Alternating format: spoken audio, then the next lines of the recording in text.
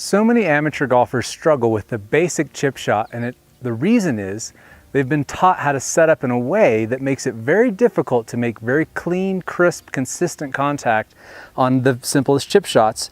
And today I'm going to show you a way that's going to make this simple shot easy, not only in your head, but to execute, because most golfers set up in a way that makes it virtually impossible to play the shot. So let's talk about the way that is commonly taught and the issues that are going to arise from that, and a different way to do it that's going to make your chip shots a lot easier.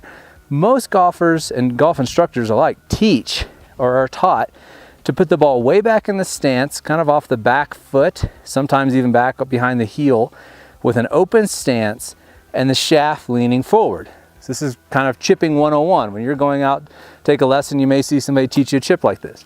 Now, in some ways, this chip shot, this setup, has some advantages. For one, you're de-lofting the club, so it's really nice and easy to get a ball to roll properly, which is critical in a chip shot because you don't want it to take, fly up high in the air and take a big bounce because it can knock it off line. So you want the ball to be driven forward relatively low and to react more like a putt than a pitch shot. So a chip shot is going to tend to be a little bit lower and run a little bit more, and this makes that very, very simple to do.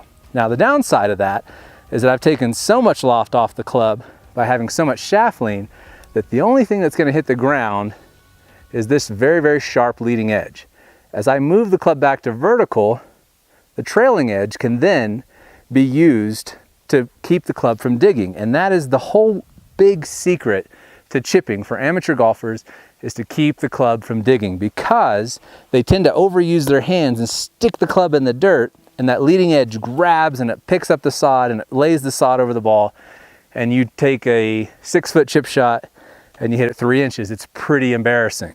So we can prevent all of that by just changing how you set up to the ball.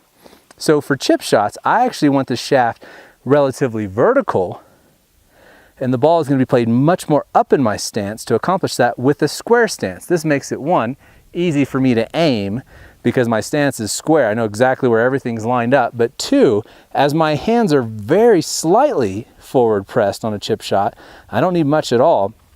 It's going to allow the club to glide through the grass because the bounce can now be used versus if I'm like this. You can see the club wants to dig right away, and I'm creating a very steep angle of attack, which means if I'm coming down on the ball very, very steeply, everything has to be perfect in order for me to hit the ball first. If I come down just a ½ inch behind, I'm going to stick the club right in the dirt.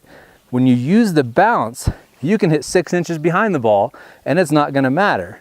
So the club's just going to glide right through. So set up for a basic chip shot, ball up in the stance, stance square. You can use the left instep, shaft essentially vertical, and that makes the chip shot an extremely simple shot to execute. So all you need to do, stand with your stance square, the ball more up in your stance. Don't get into this habit of doing this, because now I've taken the 7-iron, I've turned it into a 3-iron, and I have to hit it just perfect. Give yourself margin of error, the ball up in the stance, shafts vertical or slightly forward pressed, and the bounce will be your friend.